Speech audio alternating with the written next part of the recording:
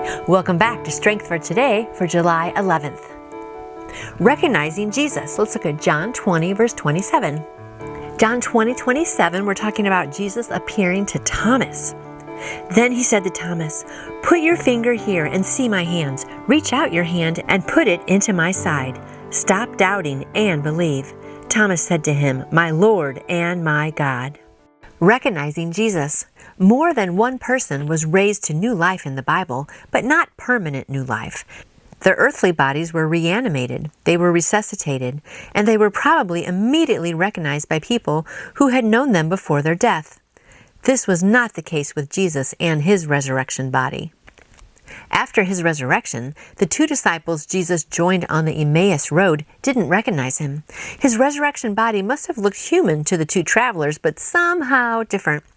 Also, after his resurrection, Jesus appeared in a locked room where the disciples were gathered. In other words, he materialized in the room rather than opening the locked door. But there was one thing about his resurrection body that was the same. The wounds in his hands, feet, and side. Those wounds will eternally mark him as the Lamb who was slain for us.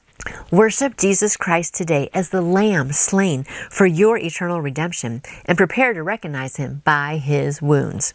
That was really good. I like that a lot. I'm going to go back to this first part here real quick. More than one person was raised to new life in the Bible, but not permanent new life.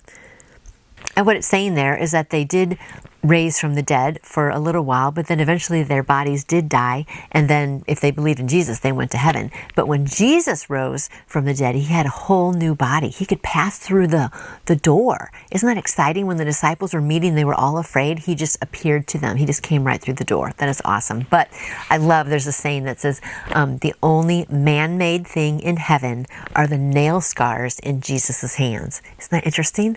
Like that's the only man-made thing that's going to be up in heaven, because forever he's going to have nail scars in his hands and his feet and his side where he was pierced with the sword. And that is just such a great reminder for all of us to remember what he did for us. So my friend, if you don't know him, I hope that you do. I hope you put your faith in him, because he loves you that much that he died for you. And by the way, in sign language, this is the sign for Jesus. You touch the nail scars in the hands. Isn't that a great sign for Jesus?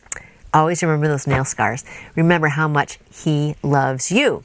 So go out there and tell someone else about how much he loves them as well. And I'll see you guys back here tomorrow. You can order your own copy of Strength for Today by Dr. David Jeremiah by going to davidjeremiah.org or calling Turning Point at 877-998-0222.